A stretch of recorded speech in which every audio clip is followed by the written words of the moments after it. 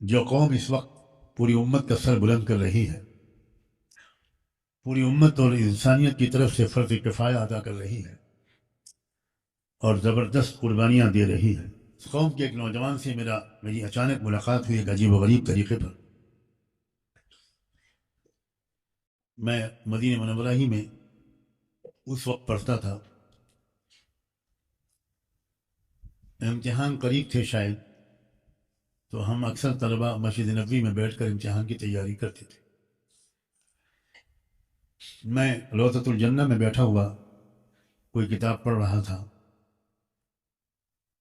اور جب اذان ہونے لگی تو میں نے کتاب بند کی اور میں نے سوچا کہ میں اذان اور نماز کے بیچ میں دو کام کر لوں، سنتیں پڑھ لوں اور روضہ اطہر کی جالیوں کے سامنے جا کر ایک بار پھر آقا کی خدمت میں سلام پیش کروں۔ ظہر کی نماز میں مدینے میں اذان اور نماز کے درمیان لمبا فاصلہ ہوتا ہے، تقریباً 25 منٹ کا، بہت دیر کے بعد نماز کھڑی ہوتی، تو وقت تھا سنتیں پڑھنے کا بھی اور سلام عرض کرنے کا بھی۔ تو اکثر میں جب میری دل کی کیفیت کچھ ایسی ہوتی تھی تو میں اللہ سے دعا مانگتا تھا کہ اللہ، جب میں روضے پر حاضر ہوں تو کوئی بندہ ایسا مل جائے جو کچھ اس طرح سلام عرض کر رہا ہو کہ آقا کی پوری توجہ اس کی طرف، اور میں اس کے پیچھے کھڑا ہو جاتا تھا اور بس یہی کہتا تھا کہ اللہ، ایسا لگتا ہے کہ آپ کے رسول کی توجہ ان کی طرف ہے، اس شخص کی طرف، میں اس کے پیچھے کھڑا ہوں، حضور سے کہہ دیجئے کہ اس مقبول بندے کے پیچھے بھی ایک گنہگار امتی کھڑا ہے، اس کو بھی دیکھ لیں، اس کا بھی سلام دے لیں۔ اکثر یہ میرا ایک معمول تھا، اور عجیب بات ہے اکثر مجھے کوئی ایسا بندہ مل جاتا تھا، سینکڑوں بار کا تجربہ ہے۔ چنانچہ اس وقت میں جب پہنچا تو ایک نوجوان خوبصورت لمبے قد کا نوجوان لڑکا، بڑے بڑے بال، جو ماڈرن نوجوانوں کا فیشن ہوتا ہے، وہ روضہ اطہر کے سامنے ہچکی لے لے کر رو رہا تھا، کانپ رہا تھا۔ میں پیچھے کھڑا ہوں اور میں بالکل سمجھ گیا کہ حضور کی توجہ اس وقت اپنے اس امتی کی طرف جتنی ہوگی شاید کسی کی طرف نہ ہو، تو میں اسی نوجوان کے وسیلے سے حضور سے باتیں کرنے لگا۔ کئی منٹ ہو گئے، 10-12 منٹ ہو گئے۔ اس کے بعد میری کتاب رکھی ہوئی تھی روضۃ الجنہ میں، نمازیوں کی بھیڑ آ رہی تھی، میں واپس اپنی جگہ پر پہنچا تو وہی نوجوان پیچھے پیچھے پیچھے پیچھے پیچھے پیچھے میرے بغل میں آ کے کھڑا ہو گیا۔ میں بھی سنتیں پڑھنے لگا، وہ بھی سنتیں پڑھنے لگا، پھر فرض نماز پڑھی، نماز کے بعد پھر سنتیں پڑھی۔ مجھے تھوڑی دیر اور بیٹھنا تھا تو وہ نوجوان مجھ سے مخاطب ہوا، سلام کیا اس نے، وعلیکم السلام، تعارف ہوا۔ میں نے بتایا کہ میں ایک ہندی طالب علم ہوں، یہاں پڑھتا ہوں۔ اس نے بتایا میں فلسطینی نوجوان ہوں، ڈیفنس کالج کا اسٹوڈنٹ ہوں۔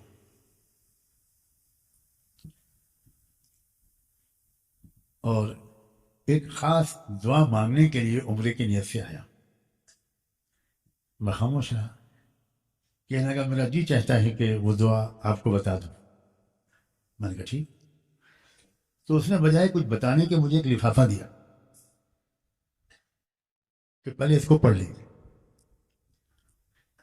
میں نے جب پڑھا تو اس میں ایک فلسطینی لڑکی کا اس کے نام خط تھا، جو اس خط کے مضمون سے مجھے پتا چلا کہ ابھی چند دن پہلے اس لڑکے کی منگنی، رشتہ طے ہوا ہے اس لڑکی کے ساتھ،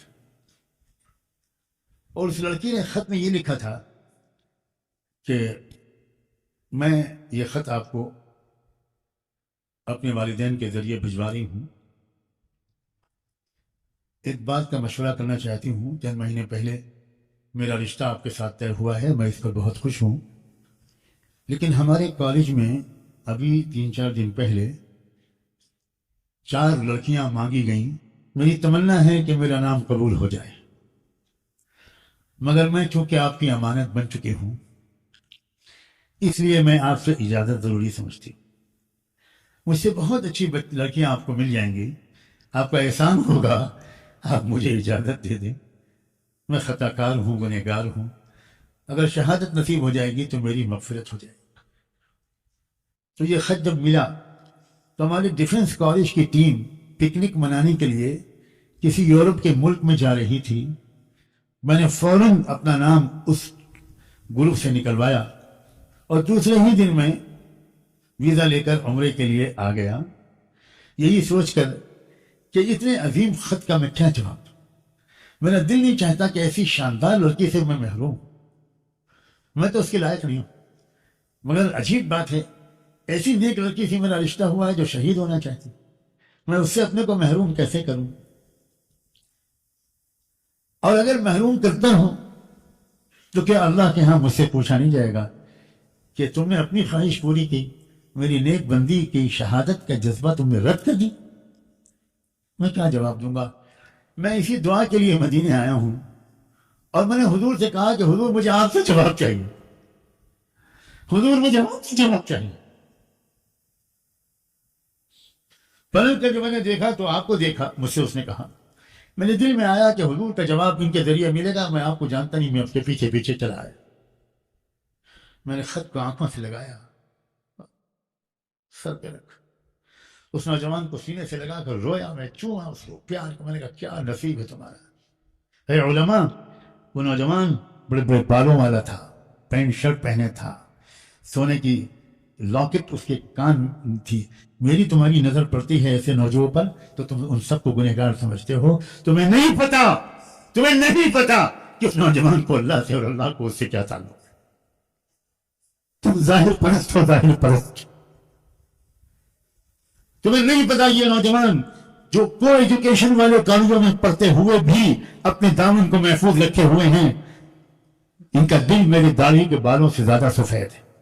ایسے بھی نوجوان، وہ لڑکیاں جو یونیورسٹی میں پڑھتی ہیں اور ان کی عصمت اور عزت اور نگاہیں اور دل و جذبات سب محفوظ ہیں، سلام بھیجتا ہوں ان پاک دامن بیٹیوں پر۔ مت غرور کرو اپنے کرتے پاجامے اور ٹوپی داڑھی پر، مت غرور کرو۔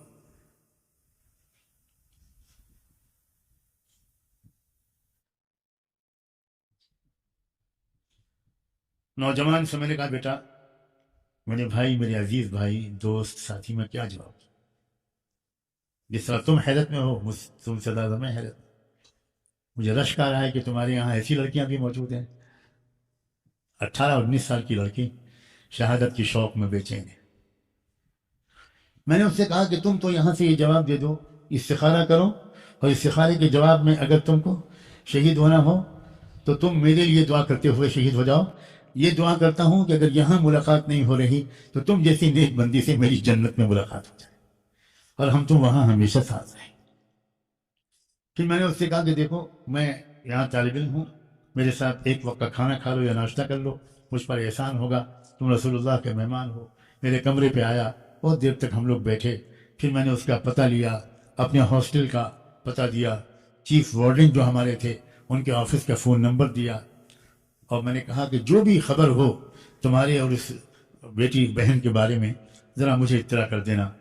1.5-2 مہینے کے بعد غالباً اس کا فون آیا، اس نے کہا معجزہ ہو گیا، وہ لڑکی شہادت والی مہم میں شریک ہوئی، اس کی 3 لڑکیاں جو ساتھ میں تھیں وہ شہید ہو گئیں، اس کے جسم کو زخم بھی نہیں آیا، اور وہ واپس آ گئی ہے، اور میری الحمدللہ پچھلے ہفتے اس سے شادی ہوئی ہے، اور ہم لوگ رمضان میں دونوں ایک ساتھ عمرے کے لیے آئیں گے انشاءاللہ۔ اللہ، شہادت کی مہم میں شرکت بھی مل گئی، شہادت کی نیت کی وجہ سے شہید کا اجر بھی مل گیا، اور اس لڑکے کی دعا اور تمنا بھی رسول اللہ کی شفاعت سے قبول ہو۔